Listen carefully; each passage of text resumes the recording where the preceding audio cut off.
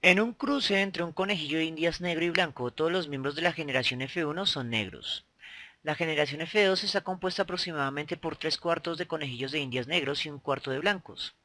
Nos piden que diagramemos este cruce mostrando los genotipos y fenotipos, pero tenga en cuenta que no nos están obligando a hacer un cuadro de Punnett. B. ¿Cómo serán los descendientes si dos conejillos de indias blancos F2 se aparean? C. Se realizaron dos emparejamientos diferentes entre miembros negros de la generación F2 con los siguientes resultados. En el cruce 1 todos fueron negros y en el cruce 2 tenemos 3 cuartos de negros y un cuarto de blancos. Y también nos piden diagramar estos cruces. Entonces vamos a iniciar con el primer punto, que es diagramar el cruce de la generación F1 y la generación F2.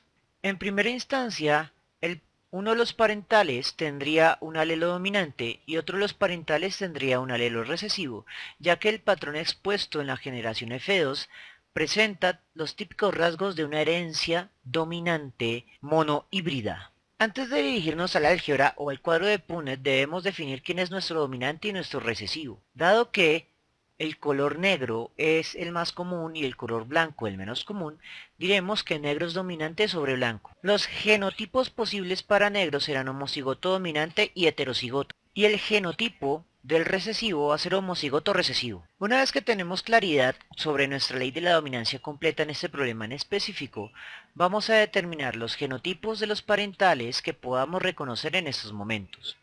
Entonces, de uno de los parentales sabemos que es negro, pero no sabemos exactamente su genotipo, solo sabemos que va a tener un alelo dominante, mientras que el otro es blanco. Del blanco sí podemos decir que es homocigoto recesivo. El enunciado también nos dice cuál es el resultado del cruce. En la F1, todos los descendientes, ya sean machos o hembras, son negros. Por lo tanto, lo más probable es que el segundo alelo del individuo negro sea también dominante, de forma tal que obtenemos un homocigoto dominante. Algebraicamente sabemos que va a generar un solo tipo de gametos, los homocigotos, y que al multiplicarse obtenemos el heterocigoto de la generación F1. Ahora, cuando determinamos cuál va a ser el fenotipo del heterocigoto, vamos a decir que es el dominante. Como solo hay una posibilidad, entonces decimos que todos van a ser de fenotipo dominante o negro, con lo cual hemos diagramado la primera generación, F1. Después nos dicen que la generación F2 está compuesta por aproximadamente 3 cuartos de individuos negros y un cuarto de blancos. Por lo tanto, la expresión algebraica para ese resultado, 3 cuartos dominantes y un cuarto recesivo, es que 3 van a ser dominantes y 1 va a ser recesivo de un total de 4. Debemos explicar este resultado a partir de la información del cruce anterior. Entonces, en el cruce anterior habíamos dicho que solo obteníamos conejillos de indias heterocigotos. Por lo tanto, si cruzamos a hermano con hermana de esta generación, vamos a obtener el siguiente cruce a nivel de genotipos. Con el cruce de dos heterocigotos tenemos la siguiente característica. En primera instancia, un heterocigoto va a formar gametos de la forma la mitad dominante más la mitad recesivo. Pero como el segundo parental va a generar el mismo tipo de gametos, entonces esto se eleva al cuadrado, lo cual nos da una factorización notable. La factorización del binomio al cuadrado es el trinomio cuadrado perfecto. Entonces, para el genotipo de F2, el resultado será el primero al cuadrado, es decir, un homocigoto dominante, más 2 veces el primero por el segundo, es decir, 2 veces el heterocigoto, más el segundo al cuadrado, es decir, un homocigoto recesivo. Este genotipo nos indica que tenemos un dominante más 2 dominantes, 3 dominantes, más un recesivo, con lo cual podemos explicar el resultado obtenido en F2.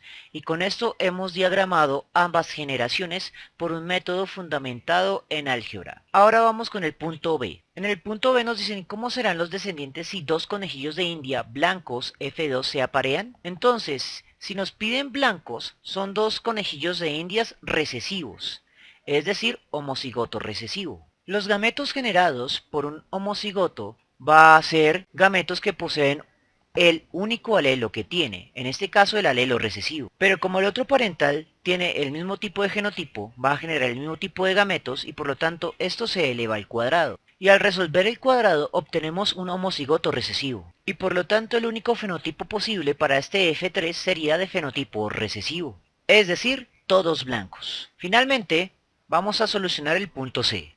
En este punto C nos dicen que se generaron dos emparejamientos. Entonces tenemos dos problemas. Y en esos dos problemas nos dan los resultados finales. Los resultados del fenotipo de F3.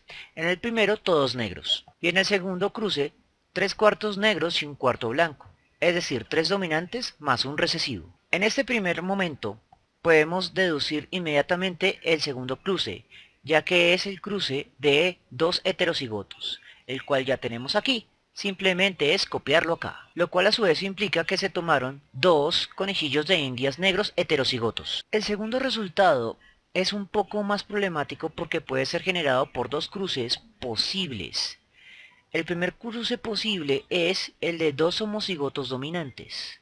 En este caso la única opción para la F3 es que las crías sean todas homocigotas dominantes y por lo tanto van a ser todas dominantes. Ese cruce es posible, explicaría los resultados. Pero vamos a hacer la opción 2, que es un poco más problemática. Entonces en este caso se tiene un homocigoto dominante y otro heterocigoto. Lo siguiente es generar gametos. Del homocigoto dominante, todos los gametos son dominantes y del heterocigoto, la mitad dominante más la mitad recesiva. Al resolver el factor común obtenemos los genotipos de la F3 y este genotipo me explica que todos sean de fenotipo dominante, ya que sin importar si es heterocigoto o homocigoto dominante, el fenotipo será dominante, es decir, todos negros. Bien, este es un ejercicio diseñado para hacer prácticamente todos los cruces monohíbridos importantes. Espero que les haya gustado y nos vemos en una próxima oportunidad.